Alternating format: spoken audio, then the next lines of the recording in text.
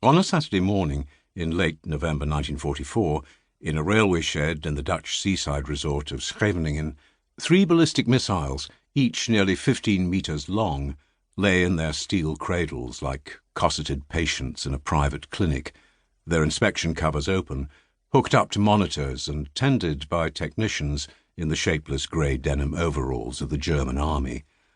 That winter, the war's 6th was notoriously hard. The cold seemed to emanate from the concrete floor, to rise through the soles of even the heaviest boots and penetrate the flesh to the bone. One of the men stepped back from his workbench and stamped his feet to try to keep his blood flowing. He was the only one not in uniform. His pre-war dark blue suit with its row of pens in the breast pocket, along with his worn plaid tie, proclaimed him a civilian. A maths teacher, you might have said, if you'd been asked to guess his profession, or a young university lecturer in one of the sciences. Only if you noticed the oil beneath his bitten fingernails might you have thought, yes, an engineer. He could hear the North Sea barely 100 metres away, the continuous rolling crash of the waves somersaulting onto the beach, the cries of the gulls as they were flung around by the wind. His mind was filled with memories, too many memories in truth.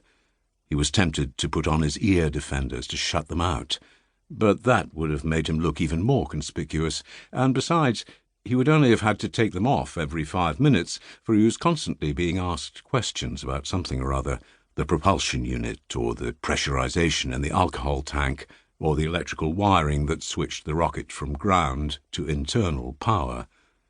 He went back to work.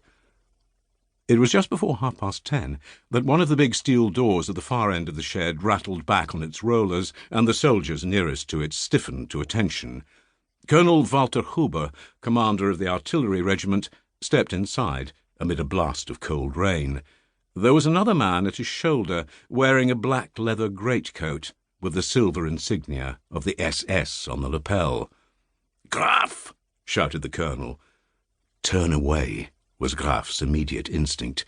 "Pick up your soldering iron, bend over your workbench, look busy." But there was no escaping Huber. His voice rang out as if he were on a parade ground. "So, this is where you're hiding. I have someone here who wishes to meet you." His high leather boots creaked as he marched across the repair shop. "This is Sturmscharführer Biwak of the National Socialist Leadership Office. Biwak," he said, ushering the stranger forward, "this is Dr. Rudi Graf from the Army Research Centre at Peenemünde. He's our technical liaison officer." Biwak gave a Hitler salute, to which Graf made a wary return. He had heard about these NSFOs, but had never actually met one. Nazi Party commissars, recently embedded in the military on the Führer's orders to kindle a fighting spirit, real die-in-a-ditch fanatics. The worse things got, the more there were. The SS man looked Graf up and down. He was about 40, not unfriendly. He even smiled.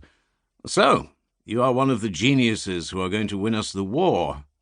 "I doubt it," Huber said quickly. "Graf knows all there is to know about the rocket. He can fill you in." He turned to Graf.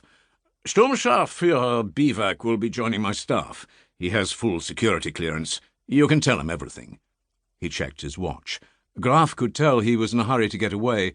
He was an old-school Prussian, an artillery officer in the Great War, exactly the type who had come under suspicion after the army's attempt to assassinate Hitler. The last thing he would want was a Nazi spy listening at his keyhole. "One of Seidel's platoons is scheduled to launch in 30 minutes. Why don't you take him over to observe?" A quick nod of encouragement. "Very good." And he was gone. Biwak shrugged and made a face at Graf. "These old-timers, eh? What can you do?" He nodded at the workbench. "So, what's that you're working on?" "A transformer, from the control unit. They don't much care for this cold weather." "Who does?" Biwak put his hands on his hips and surveyed the shed. His gaze came to rest on one of the rockets. Vergeltungswaffe 2 was their official designation. Vengeance Weapon 2. The V2. "My God, she's a beauty. I've heard all about them, of course, but I've never actually seen one.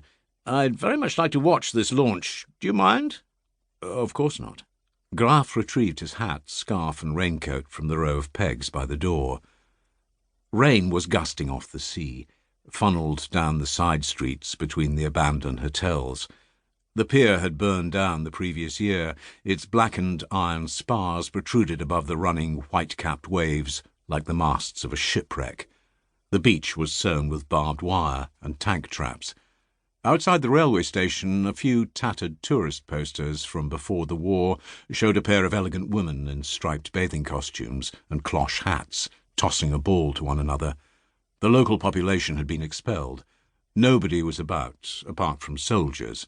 No vehicles could be seen except for army lorries and a couple of the tractors they used to move the rockets.